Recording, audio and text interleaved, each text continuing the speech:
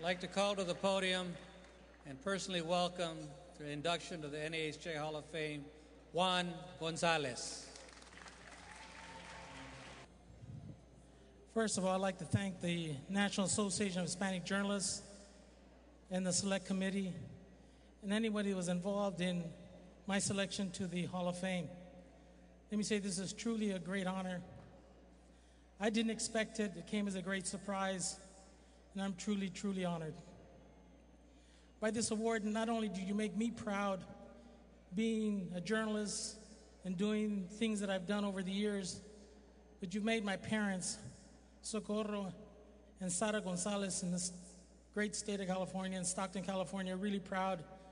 They were just gushing with approval with this award.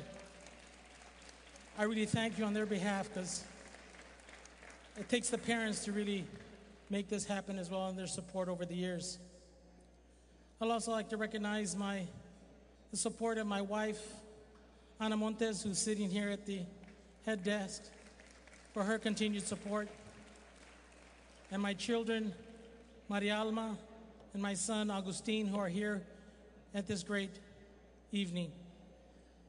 Again, when you do this job as a journalist, it takes endless hours away from home. As many of you know, that the personal sacrifices you make, but if you have the support of your family, it makes life a little bit easier. I'd like to say that this honor is, of course, over the years, the training that I got from high school to community college to San Francisco State are all possible by a number of pioneers, people who made it possible, and I don't want to name them all, but they greatly contributed.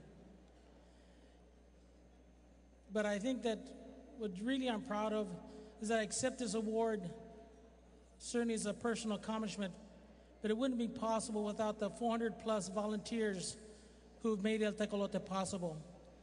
Tecolote is a family of people who've come together, volunteers, to do writing, to photography, and those are the very people that have made who are the heart and soul of the newspaper. Sure, it takes one person to maybe provide the guidance and the spirit, but it really takes an army of people to do such a venture for more than 39 years. I like to say that when I started this newspaper, it's all about passion. I had a passion for writing, certainly continue to have a passion to service to the community that we serve in the Mission District. I'm from an age where advocacy is an important part of journalism. And I often raise the prospects that in order to do this work right, you really have to understand what your community is about and the concerns that they have, and really articulate those concerns in the very pages that you publish. I don't shy away from fights. The newspaper has never done that. And I think the spirit of the newspaper is to be there for our community and to continue the tradition of over 200 years where newspapers have championed for our community. The challenge that I make to all the publishers here and to all the journalists of tomorrow is take that spirit to be advocates for your community. It doesn't mean you have to be emotional with your stories, or they don't have to deal with somehow compromising your stories. Good stories, you speak the truth, you write the truth, you advocate for the community. That will show, in fact, the way for social change. El Tecolote has always been in that spirit, to be there to make things better for our community. I think this is the only thing that really counts, is not only telling the stories about our community, but continuing to be there to try to assist those efforts to make things better for the community as a whole.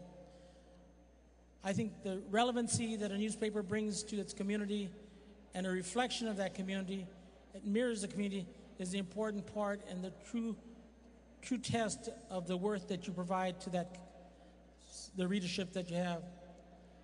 I don't think we would have been around for 39 years unless we had the support of people in the Mission District, because they believe in us, they believe in the kinds of stories that we do, and we're there for them.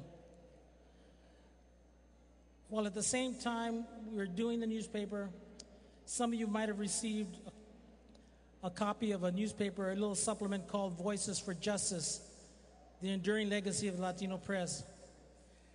Let me assure you that part of our work, my work, Dr. Gutierrez's work, is to continue to research and chronicle the history of our pioneers and what we've done in our contribution to journalism in this community, in this nation.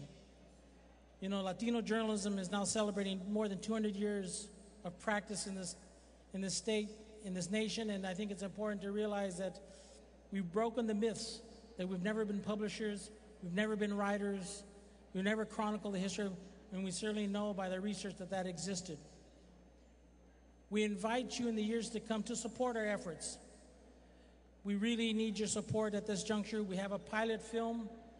We need your support in terms of funding sources, ideas for who might be able to fund the project, your donations, whatever the case may be.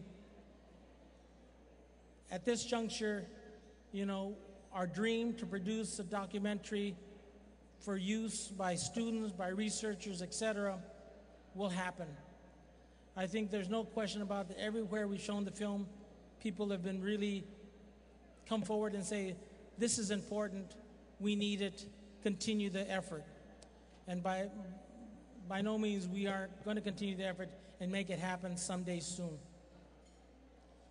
In closing, I just want to say that to all the journalists out there and to the aspiring young journalists, those of you that were here training and look to the future to write and be a part of this blessed environment of telling the truth and writing about our communities.